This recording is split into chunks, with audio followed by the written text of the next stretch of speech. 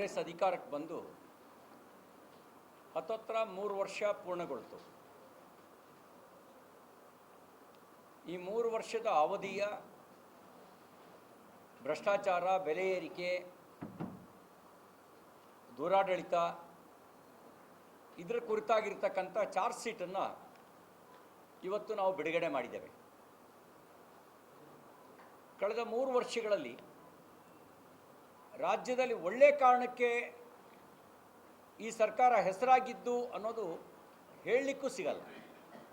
ಮಾನ್ಯ ಮುಖ್ಯಮಂತ್ರಿಗಳಿಗೆ ಕೇಳಲಿಕ್ಕೆ ಬಯಸ್ತೇವೆ, ಮುಖ್ಯಮಂತ್ರಿಗಳೇ, ಒಳ್ಳೆ ಕಾರಣಕ್ಕೆ ಯಾವತ್ತು ಸುದ್ದಿಯಾಗಿದೆ ನಿಮ್ಮ ಸರ್ಕಾರ ಹೇಳಿ. ಭ್ರಷ್ಟಾಚಾರದ ಕಾರಣಕ್ಕೆ ಸುದ್ದಿ ಆಯಿತು, ಬೆಲೆ ಏರಿಕೆ ಕಾರಣಕ್ಕೆ ಸುದ್ದಿ ಆಯಿತು, ದರೋಡೆ ಪ್ರಕರಣಗಳು ಸುದ್ದಿ ಆದವು, ಡ್ರಗ್ಸು ಆ ಕಾರಣಕ್ಕೆ ನಿಮ್ಮ ಸರ್ಕಾರ ಸುದ್ದಿ ಆಯಿತು, ರೈತರ ಆತ್ಮಹತ್ಯೆಯಲ್ಲಿ ದೇಶದಲ್ಲಿ 2ನೇ ಸ್ಥಾನ ಕರ್ನಾಟಕಕ್ಕೆ, ಸರ್ಕಾರಿ ನೌಕರರು ಆತ್ಮಹತ್ಯೆ ಮಾಡಿಕೊಂಡ್ರು, ಬಾಣಂತಿ ಮತ್ತು ಹಸುಗೂಸುಗಳ ಸಾವಿನ ಕಾರಣಕ್ಕೆ, ಸರಣಿ ಸಾವಿನ ಕಾರಣಕ್ಕೆ ಬಾಣಂತಿಯರು ಮತ್ತು ಹಸುಗೂಸುಗಳು ಸರ್ಕಾರಿ ಆಸ್ಪತ್ರೆಯಲ್ಲಿ ಸರಣಿ ಸಾವಿನ ಕಾರಣಕ್ಕೆ ಈ ಸರ್ಕಾರ ಸುದ್ದಿಯಲ್ಲಿತ್ತು. ಸರ್ಕಾರಿ ಆಸ್ಪತ್ರೆಯಲ್ಲಿ ಔಷಧಿ ಸಪ್ಲೈ ಇಲ್ಲ ಅನ್ನೋ ಕಾರಣಕ್ಕೆ ಈ ಸರ್ಕಾರ ಸುದ್ದಿಯಲ್ಲಿತ್ತು. ಅಂಗನವಾಡಿ ಶಿಕ್ಷಕಿಯರ ಚಳವಳಿ, ಆಶಾ ಕಾರ್ಯಕರ್ತರ ಚಳವಳಿ, ಅತಿಥಿ ಉಪನ್ಯಾಸಕರು ನಮಗೆ ಸಂಬಳ ಕೊಡ್ತಾ ಇಲ್ಲ ಅಂಥೇಳಿ ಹೋರಾಟ, ಗುತ್ತಿಗೆ ನೌಕರರ ಹೋರಾಟ, ಹೀಗೆ ಚಳುವಳಿಗಳ ಕಾರಣಕ್ಕೆ ಈ ಸರ್ಕಾರ ಸುದ್ದಿಯಲ್ಲಿದೆ. ಕಳೆದ 3 ವರ್ಷದಲ್ಲಿ ಕೆಟ್ಟ ಕಾರಣಕ್ಕೇ ಈ ಸರ್ಕಾರ ಸುದ್ದಿಯಲ್ಲಿದೆ ಹೊರತು ಒಳ್ಳೆಯ ಕಾರಣಕ್ಕೆ ಒಂದು ದಿನವೂ ಸುದ್ದಿಯಲ್ಲಿಲ್ಲ.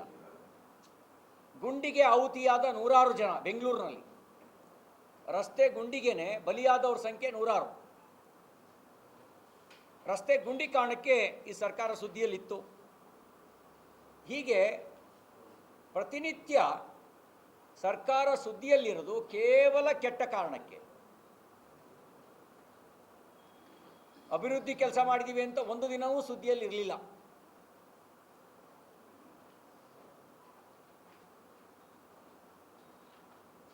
ನಮ್ಮನ್ನು ಮಾನ್ಯ ಮುಖ್ಯಮಂತ್ರಿಗಳು ಅವರು ಭಾಷಣ ಮಾಡ್ತಾ BJPಯವರು ಮಾನಗೆಟ್ಟವರು ಅಂತ ಹೇಳಿದ್ದಾರೆ. ಯಾರು ಮುಖ್ಯಮಂತ್ರಿಗಳೇ ಮಾನಗೆಟ್ಟವರು? ಮೂಢ ಹಗರಣ ಯಾರ ಮೇಲೆ ಬಂತು?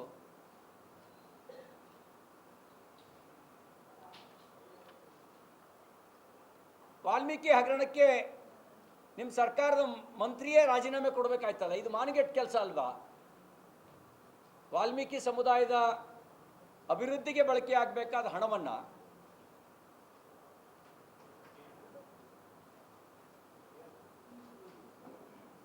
ಅವ್ರಿಗೊಂದು ಚೇರ್ ಬಿಟ್ಕೊಡು.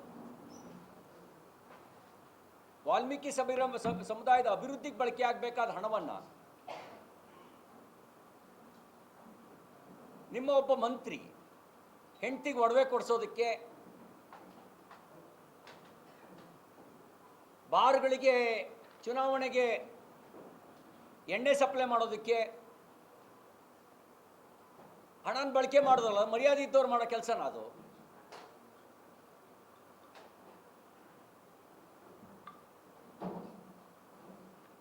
ನೀವು BJP ಮೇಲೆ 40% ಆರೋಪ ಹೊರಿಸಿ ಅಧಿಕಾರಕ್ಕೆ ಬಂದ್ರಿ. ಗುತ್ತಿಗೆದಾರರು ನಿಮ್ಮ ಸರ್ಕಾರದ ಮೇಲೆ 60% ಗೌರ್ಮೆಂಟು ಅಂತ ಆರೋಪ ಮಾಡಿದಾರಲ್ಲ.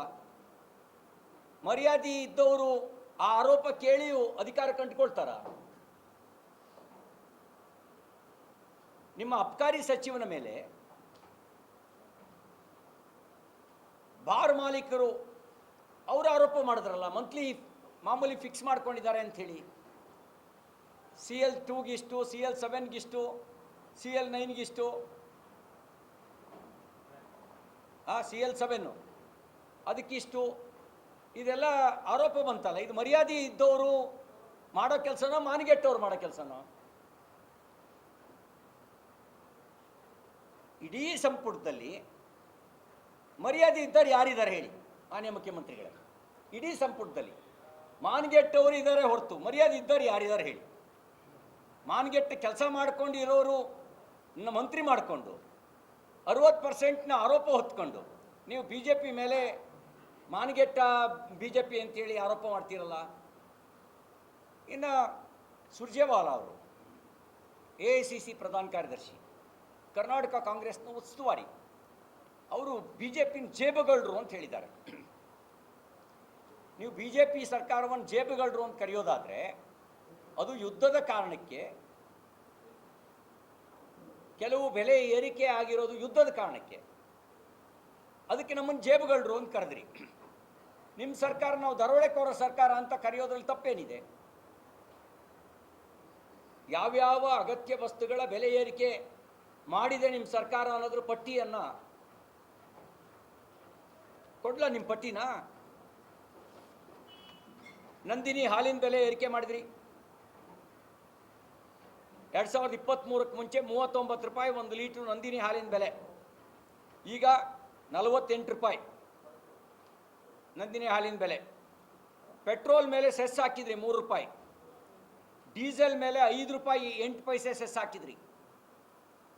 ಕೇಂದ್ರ ಸರ್ಕಾರ ಏರಿಸಿದ್ದಲ್ಲ, ಕೇಂದ್ರ ಸರ್ಕಾರ ತೆರಿಗೆ ಇಳಿಸಿದರೆ ನೀವು ಸೆಸ್ ಹಾಕಿ ಅದರ ಲಾಭ ಜನರಿಗೆ ಸಿಗ್ದಂಗೆ ಮಾಡಿದ್ರಿ. 5 ರೂಪಾಯಿ 8 ಪೈಸೆ ಡೀಸೆಲ್ ಮೇಲೆ ಸೆಸ್ ಹಾಕಿದ್ರಿ, 3 ರೂಪಾಯಿನ ಪೆಟ್ರೋಲ್ ಮೇಲೆ ಸೆಸ್ ಹಾಕಿದ್ರಿ. ಬಸ್ ದರ 15% ಹೆಚ್ಚಿಗೆ ಮಾಡಿದ್ರಿ, ಮೆಟ್ರೋ ದರ 50% ಹೆಚ್ಚಿಗೆ ಮಾಡಿದ್ರಿ, ವಿದ್ಯುತ್ ದರ 4 ರೂಪಾಯಿ 1 ಯೂನಿಟಿಗೆ ಇದ್ದದ್ದನ್ನು 5 ರೂಪಾಯಿ 90 ಪೈಸೆ ಮಾಡಿದ್ರಿ. ಆಮೇಲೆ 7 ರೂಪಾಯಿ 24 ಪೈಸೆ ಮಾಡಿದ್ರಿ ಇನ್ನು ಕಮರ್ಷಿಯಲ್ದನ್ನು. ಅಬ್ಕಾರಿ ಸುಂಕ ಪ್ರತಿಶತ 20% ಅಬ್ಕಾರಿ ಸುಂಕವನ್ನು ಏರಿಕೆ ಮಾಡಿದ್ರಿ.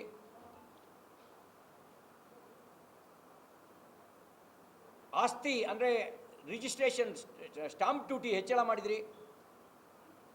20 ರೂಪಾಯಿ ಸ್ಟಾಂಪ್ ಪೇಪರೇ ಮಾಯ. 20 ರೂಪಾಯಿ ಸ್ಟಾಂಪ್ ಪೇಪರ್ ಜಾಗಕ್ಕೆ 100 ರೂಪಾಯಿ 200 ರೂಪಾಯಿ 500 ರೂಪಾಯಿ ಸ್ಟಾಂಪ್ ಪೇಪರ್ ತಗೊಳ್ಬೇಕು. ನಮ್ಮ ಚಿನ್ನ ನಾವು ಒತ್ತೆ ಇಡೋದಕ್ಕೆ 0.5% ಸ್ಟಾಂಪ್ ಡ್ಯೂಟಿ ಕಟ್ಟಬೇಕು. ನಮ್ಮ ಚಿನ್ನ ನಮ್ಮ ಚಿನ್ನ ನಾವು ಒತ್ತೆ ಇಟ್ಟು ಸಾಲ ತಗೊಳ್ಬೇಕು ಅಂದರೆ 0.5% ಸ್ಟಾಂಪ್ ಡ್ಯೂಟಿ ಕಟ್ಟಬೇಕು. RTC ಬೆಲೆ ಬಿ ಜೆ ಪಿ ಸರ್ಕಾರ ಬರೋಕ್ಕೆ ಮುಂಚೆ ಒಂದು RTCಗೆ 15 ರೂಪಾಯಿ, ಇವತ್ತು 30 ರೂಪಾಯಿ. ಬರ್ತ್ ಸರ್ಟಿಫಿಕೇಟು ಬಿ ಜೆ ಪಿ ಸರ್ಕಾರ ಇದ್ದಾಗ 5 ರೂಪಾಯಿ ಬರ್ತ್ ಸರ್ಟಿಫಿಕೇಟು, ಇವತ್ತು 50 ರೂಪಾಯಿ. ಡೆತ್ ಸರ್ಟಿಫಿಕೇಟು ಮುಂಚೆ 5 ರೂಪಾಯಿ ಇದ್ದರೆ ಈಗ 50 ರೂಪಾಯಿ. ಇಷ್ಟು ಮಾತ್ರ ಅಲ್ಲ, ಹೊರ ರೋಗಿಗಳು ಏನು OPD ಏನು ಹೇಳ್ತಾರೆ, OPD ಸ್ಲಿಪ್ ತಗೋತಾರಲ್ಲ, ಅದಕ್ಕೂ ದುಡ್ಡು ಕೊಡಬೇಕು. ಸ್ಕ್ಯಾನಿಂಗಿಗೆ ದುಡ್ಡು ಕೊಡಬೇಕು. ಒಂದು ಟ್ರಾನ್ಸ್ಫಾರ್ಮರ್ ಹಾಕ್ಸ್ಕೋಬೇಕು ರೈತ ಅಂದರೆ ಬಿ ಜೆ ಪಿ ಸರ್ಕಾರ ಇದ್ದಾಗ 20,000 ಕಟ್ಟಿದ್ರೆ ಸಾಕಿತ್ತು. ಈಗ 3 ಲಕ್ಷ 4 ಲಕ್ಷ. ಒಂದು ಕಂಬಕ್ಕೆ 15,000 ರೂಪಾಯಿ. ಇದು ನಿಮ್ಮ ಸರ್ಕಾರದ ಒಂದು ಶಾಂಪಲ್ಲು. ನಾನು ಹೇಳಿದ್ದೇನೆಂದರೆ ಇದು ನಿಮ್ಮ ಸರ್ಕಾರದ ಶಾಂಪಲ್ಲು. ಕಸದ ದರ ಏರಿಕೆ ಮಾಡಿದ್ರಿ, ಎಲ್ಲ ದರವನ್ನು ಏರಿಕೆ ಮಾಡಿದಿರಿ. ಮತ್ತು ಇನ್ನೊಂದು ಹೇಳಿದಿರಿ, ನಾನು ಸಾಲ ರಾಮಯ್ಯ ಅಲ್ಲ, ನಾನು ಅನ್ನದ ರಾಮಯ್ಯ. ಖಾಲಿ ಡಬ್ಬ ಯಾವಾಗಲೂ ಸೌಂಡ್ ಮಾಡುತ್ತೆ. ಮೋದಿಜಿ 5 kg ಅಕ್ಕಿ ನಮ್ಮ ರಾಜ್ಯದ 84 ಲಕ್ಷ ಕುಟುಂಬಗಳಿಗೆ ಪ್ರತಿ ತಿಂಗಳು ಕೊಡ್ತಾರೆ. ಯಾವತ್ತೂ ನಾನು ಕೊಟ್ಟೆ ಅಂತ ಹೇಳಲಿಲ್ಲ. 5 ಲಕ್ಷ ರೂಪಾಯಿವರೆಗೂ ಆಯುಷ್ಮಾನ್ ಭಾರತ್ ಯೋಜನೆ ಮೂಲಕ ಚಿಕಿತ್ಸೆ ತಗೊಳ್ಳೋದಕ್ಕೆ ನೆರವಾಗಿದ್ದಾರೆ. ನಾನು ಕೊಟ್ಟೆ ಅಂತ ಹೇಳಲಿಲ್ಲ. ನೀವು ನಾನು ಕೊಟ್ಟೆ ಅಂತ ನೀವು ಹೇಳ್ತೀರಿ. ನಾನು ಸಾಲದ ರಾಮಯ್ಯ ಅಲ್ಲ ಅಂತ ಹೇಳಿದಿರಿ. ನಮ್ಮ ಅಂಕಿಅಂಶಗಳು ಹೇಳ್ತವೆ, ನೀವು ಬರೋದಕ್ಕೆ ಮುಂಚೆ ನಮ್ಮ ಸಾಲ ಎಷ್ಟಿತ್ತು, ನೀವು ಬಂದ ಮೇಲೆ ನಮ್ಮ ಸಾಲ ಎಷ್ಟಾಗಿದೆ. ಮಾನ್ಯ ಮುಖ್ಯಮಂತ್ರಿ ಸಿದ್ದರಾಮಯ್ಯನವರು ಒಬ್ಬರೇ ಕಳೆದ 30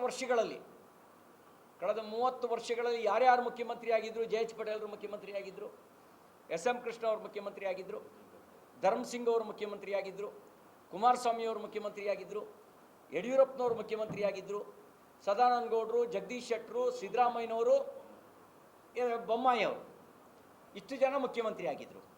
ಇಷ್ಟೂ ಜನರು ಮಾಡಿದ ಸಾಲ ಒಂದು ತೂಕ ಆದರೆ ಸಿದ್ದರಾಮಯ್ಯನವ್ರ ಸಾಲವೇ ಒಂದು ತೂಕ. ಅವರೆಲ್ಲರೂ ಸೇರಿ 23 ವರ್ಷ ಆಡಳಿತ ನಡೆಸಿದರೆ, ನೀವು 8 ವರ್ಷ ಆಡಳಿತ ನಡೆಸಿದ್ರಿ.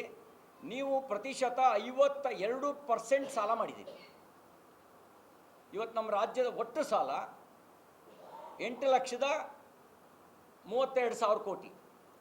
ಅದರೊಳಗಡೆ ಸಿದ್ದರಾಮಯ್ಯನವರು ಒಬ್ಬರೇ ಮಾಡಿರೋ ಸಾಲ 4,36,000 ಕೋಟಿ. ಒಬ್ಬರ ಕಾಲಾವಧಿಯಲ್ಲಿ. ಹೇಳಿ, ನಿಮ್ಮನ್ನು ಸಾಲದ ರಾಮಯ್ಯ ಅಂತ ಕರೀದಲ್ಲ, ಏನಂತ ಕರಿಬೇಕು ಹೇಳಿ? JH ಪಟೇಲ್ರು, SM ಕೃಷ್ಣ ಅವರು, ಯಡಿಯೂರಪ್ಪನವರು, ಧರ್ಮಸಿಂಗ್ ಅವರು, ಕುಮಾರಸ್ವಾಮಿಯವರು, ಸದಾನಂದ ಗೌಡರು, ಜಗದೀಶ್ ಶೆಟ್ಟರು, ಬೊಮ್ಮಾಯಿ ಅವರು, ಇವರೆಲ್ಲರೂ ಒಂದು ಕಡೆ ಕೂರಿಸಿ ಅವರು ಮಾಡಿರೋ ಸಾಲ ಮತ್ತು ನೀವು ಮಾಡಿರೋ ಸಾಲ ಪಟ್ಟಿ ಮಾಡಿದ್ರೆ ನಿಮ್ಮ ಸಾಲ ಅವರೆಲ್ಲರಿಗಿಂತ ಜಾಸ್ತಿ. ನೀವೇ ತೀರ್ಸೋಗ್ತೀರಾ? ಅಪ್ಪನೇ ತೀರ್ಸೋಗಲ್ಲ. ನೀವೇ ಹೇಳ್ತೀರಲ್ಲ, ನಿಮ್ಮದೇ ಭಾಷೆಯಲ್ಲಿ ಹೇಳೋದಾದರೆ ನಿಮ್ಮ ಅಪ್ಪನ ಹಣೆ, ನೀವು ಸಾಲ ತೀರಿಸೋಗಲ್ಲ. ಹೇಳಿ, ನಾನು ನಮ್ಮ ಅಪ್ಪನಿಗೆ ಅನ್ನೋದು ಹೇಳಿ, ನಾನು ಇಳಿಬೇಕಾದ್ರೆ ಸಾಲ ತೀರಿಸಿ ಹೋಗ್ತೀನಿ ಅಂತ ಹೇಳ್ತೀರಾ ನೀವು? ಹೇಳ್ತಾರಲ್ಲ ಬೇರೆಯವರಿಗೆ ಅವರು, ಡ್ಯಾಶ್ ಡ್ಯಾಶ್ ಡ್ಯಾಶ್ ಅಂಥೇಳಿ. ನಾನು ನಮ್ಮ ಅಪ್ಪನಿಗೆ, ನಾನು ಕರ್ನಾಟಕ ಸರ್ಕಾರದ ಸಾಲ ತೀರಿಸಿ ಹೋಗಿ ನಾನು ಸಾಲದ ರಾಮಯ್ಯ ಅಲ್ಲ, ನಾನು ಸಿದ್ದರಾಮಯ್ಯ ಅಂತ ಮೀಸೆ ತಿರುವಿ ನಾವು ಚಪ್ಪಾಳೆ ಹೊಡಿತೀವಿ. ತಿರುತ್ತೀರಾ ನೀವು? ನೀವು ಈ ರೀತಿ ಸಾಲ ಮಾಡಿ ನಮ್ಮನ್ನು ಹೇಳ್ತಾ ಇದ್ದೀರಿ. ಅದಕ್ಕೆ ನಾನು ಹೇಳ್ತೀನಿ, ನಿಮ್ಮ ಸರ್ಕಾರ ಹಗಲು ದರೋಡೆಯ ಸರ್ಕಾರ. ನಿಮ್ಮ ಸರ್ಕಾರದ ಅವಧಿಯಲ್ಲಿ ದರೋಡೆಕೋರರಿಗೂ ಲೈಸೆನ್ಸ್ ಸಿಕ್ಬಿಟ್ಟಿದೆ, ಫ್ರೀ ಲೈಸೆನ್ಸ್. ATM ಲೂಟಿ, ಬ್ಯಾಂಕ್ ದರೋಡೆ, ಹಗಲೊತ್ತು ನಡೆದಿದ್ದು. ಇಂಕ ರಾತ್ರಿ ಹೊತ್ತಲ್ಲ. ಹಿಂದೆಲ್ಲ ದರೋಡೆಕೋರರು ಅಂದರೆ ರಾತ್ರಿ ಬರ್ತಾರೆ ಅಂತ ಕಾಯ್ತಿದ್ರು, ಈಗ ಹಗಲೇ ದರೋಡೆ ಮಾಡ್ತಾರೆ. ಹಿಂದೆ ದರೋಡೆಕೋರರು ಮುಸುಗುದಾರಿಗಳಾಗಿರ್ತಿದ್ರು, ಈಗ ದರೋಡೆ ಮಾಡೋರೆಲ್ಲ ಸೂಟು ಬೂಟು ಹಾಕ್ಕೊಂಡು ಕೋಟ್ ಹಾಕ್ಕೊಂಡೇ ಬಂದು ದರೋಡೆ ಮಾಡ್ತಾರೆ. ಹೀಗಾಗಿ ನಿಮ್ಮ ಸರ್ಕಾರ ದರೋಡೆಕೋರ ಸರ್ಕಾರ. SCP TSP ಅದರ ಅನುದಾನದ ದುರ್ಬಳಕೆ ನೀವು ಮಾಡ್ಕೊಂಡಿಲ್ವಾ? ಮಾಡ್ಕೊಂಡಿದ್ದೀರಿ ಇಲ್ಲವೋ ಹೇಳಿ? ಮಾಡ್ಕೊಳ್ಳೋದೇ ಇದ್ರೆ ಗ್ಯಾರಂಟಿಗೆ ಯಾಕೆ ಬಳಕೆ ಮಾಡ್ಕೊಂಡ್ರಿ? ಅದು ದುರ್ಬಳಕೆ ಮಾಡ್ಕೊಂಡಿದ್ದೀರಿ. ದಾವಣಗೆರೆಯಲ್ಲಿ ಡ್ರಗ್ಸ್ ದಂಧೆನಲ್ಲಿ ಕೆಲವ್ರನ್ನ ಅರೆಸ್ಟ್ ಮಾಡಲಾಯಿತು. ಅರೆಸ್ಟ್ ಮಾಡಿದ ಕಾರಣಕ್ಕೆ SP ಎತ್ತಂಗಡಿ ಏನು BJP ಅವರು ಸಿಗಾಕೊಂಡವರು ಡ್ರಗ್ಸ್ ದಂಧೆನಲ್ಲಿ. ಬೆಳಗ್ಗೆ ಗುಡ್ ಮಾರ್ನಿಂಗು, ಸಾಯಂಕಾಲ ಗುಡ್ ನೈಟು ನಮಗೆ ಹೇಳ್ತಿದ್ದವರಲ್ಲ. ಈ ಜಿಲ್ಲೆಯ ಉಸ್ತುವಾರಿ ಸಚಿವರನ್ನ ಬೆಳಗ್ಗೆ ಗುಡ್ ಮಾರ್ನಿಂಗ್ ಹೇಳ್ತಿದ್ದವರು, ಗುಡ್ ನೈಟ್ ಹೇಳ್ತಿದ್ದವರು ಡ್ರಗ್ಸ್ ದಂಧೆಯಲ್ಲಿ ಸಿಗಾಕೊಂಡವರು. ಏನು ಹೇಳ್ತೀರಿ ಇದ್ರ ಬಗ್ಗೆ? ಏನು ಹೇಳ್ತೀರಿ ಹೇಳಿ ನೀವು? ಕಳೆದ 3 ವರ್ಷಗಳಲ್ಲಿ ಕುರ್ಚಿ ಕಾರಣಕ್ಕೆ ನಿಮ್ಮ ಸರ್ಕಾರ ಸುದ್ದಿಯಲ್ಲಿದೆ. ಮಾತು ಕೊಟ್ಟಿದ್ರು, ಮಾತು ಕೊಟ್ಟಿಲ್ಲ. ಮುಖ್ಯಮಂತ್ರಿ ರಾಜೀನಾಮೆ ಕೊಡ್ತಾರೆ, ರಾಜೀನಾಮೆ ಕೊಡಲ್ಲ. ಇದನ್ನು ಬಿಟ್ಟರೆ ಬೇರೆ ಯಾವ ಕಾರಣಕ್ಕೆ ಸುದ್ದಿಯಲ್ಲಿದೆ ಹೇಳಿ ನೀವು? ಈ ರೀತಿ ಸುದ್ದಿಯಲ್ಲಿ ಕೆಟ್ಟ ಕಾರಣಕ್ಕಿದೆ. ಸರ್ಕಾರಿ ಆಸ್ಪತ್ರೆಗಳಲ್ಲಿ ಔಷಧಿ ಇಲ್ಲ ಅನ್ನೋದು ಗೌರವತರ ಸಂಗತಿನ ಮಾನ್ಯ ಮುಖ್ಯಮಂತ್ರಿಗಳೇ. ಸರ್ಕಾರಿ ಆಸ್ಪತ್ರೆಯಲ್ಲಿ ಔಷಧಿ ಸರಬರಾಜಿಲ್ಲ, ಪೋಸ್ಟ್ ಮಾರ್ಟಮಿಗೂ ಲಂಚ, ಹೆಣ ತಗೊಂಡೋಗೋಕ್ಕೂ ಹಣ ಕೊಡಬೇಕು ಅನ್ನೋದೆಲ್ಲ ಮಾಧ್ಯಮಗಳು ಮಾಡಿದ ಸುದ್ದಿ.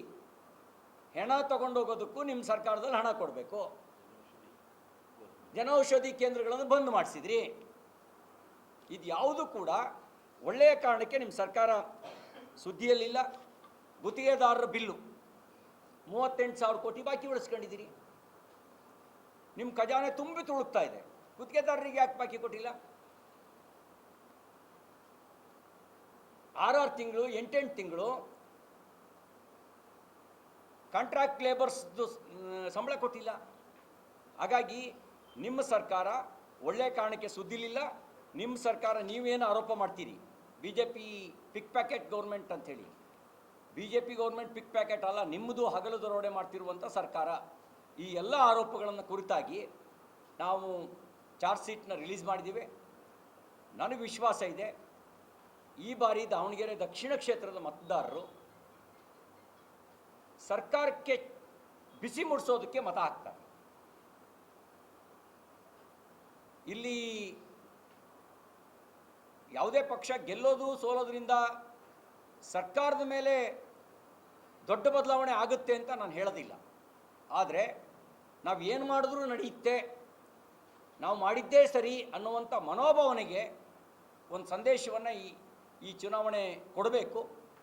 ಆ ರೀತಿ ಕೊಡುತ್ತೆ ಅನ್ನುವಂಥ ವಿಶ್ವಾಸ ನಮಗಿದೆ. ಹಣ ಇದ್ದರೂ ಸಾಕು, ಏನು ಮಾಡಿದ್ರೂ ದಕ್ಕಿಸ್ಕೊಳ್ಬೋದು ಅನ್ನುವಂಥ ಮನಸ್ಥಿತಿಗೆ ಜನ ಚುರುಕು ಮುಟ್ಟಿಸ್ತಾರೆ ಅನ್ನುವಂಥದ್ದು ನನಗೆ ವಿಶ್ವಾಸ ಇದೆ. ಆ ಕಾರಣಕ್ಕೆ ಬದಲಾವಣೆಯನ್ನು ಜನ ಬಯಸಿದ್ದಾರೆ. ನಮ್ಮ ಆರೋಪ ಪಟ್ಟಿ ಈ ಸರ್ಕಾರದ ಕಳೆದ 3 ವರ್ಷಗಳ ಆಡಳಿತ ವೈಫಲ್ಯಗಳನ್ನು ಕುರಿತಾಗಿರ್ತಕ್ಕಂಥ ನಮ್ಮ ಆರೋಪ ಪಟ್ಟಿ ಆಗಾಗ ಮಾಧ್ಯಮಗಳು ಸುದ್ದಿ ಮಾಡಿದಂಥ ಸುದ್ದಿಯನ್ನೇ ಆಧರಿಸಿ ಆರೋಪ ಪಟ್ಟಿಯನ್ನು ತಯಾರಿಸಿದ್ದೇವೆ. ಈ ಎಲ್ಲ ಚರ್ಚೆ ಜನಮಾನಸದಲ್ಲಿ ಆಗ್ತಿರುವಂಥ ವಿಚಾರವನ್ನು ಮುಂದಿಟ್ಟುಕೊಂಡೇ ಈ ಆರೋಪ ಪಟ್ಟಿಯನ್ನು ತಯಾರಿಸಿದ್ದೇವೆ. ಈ ಆರೋಪ ಪಟ್ಟಿ ನಿಮ್ಮ ಸರ್ಕಾರ, ನೀವು ಹೇಳ್ತಿರಲ್ಲ ಮಾನ ಮರ್ಯಾದೆ ಇದೆಯಾ ಅಂತ, ಅದು ನಿಮಗೆ ಕೇಳ್ಕೊಳ್ಳಿ. ಮಾನ ಮರ್ಯಾದೆ ಇದ್ದವರು ಇಷ್ಟೆಲ್ಲ ಕೆಟ್ಟ ಕೆಲಸನ ಮಾಡಿ ಅಧಿಕಾರಕ್ಕೆ ಅಂಟ್ಕೊಳ್ಳಲ್ಲ. ಹಾಗಾಗಿ ಮಾನ ಮರ್ಯಾದೆ ಇದೆಯಾ ಅನ್ನೋದು ಅದು ನಿಮಗೆ ಅಪ್ಲೈ ಆಗುತ್ತೆ. ನೀವು ಕೇಳ್ಕೊಳ್ಳಿ, ನಿಮಗೆ ನಿಮ್ಮ ಆತ್ಮಸಾಕ್ಷಿಗೆ ಅನುಗುಣವಾಗಿ ನಿಮಗೆ ಮಾನ ಮರ್ಯಾದೆ ಇದೆಯಾ ಅಂತ ಕೇಳ್ಕೊಳ್ಳಿ ಅಂತಕ್ಕಂಥ ಮಾತನ್ನು ಹೇಳಲಿಕ್ಕೆ ಬಯಸ್ತೇನೆ.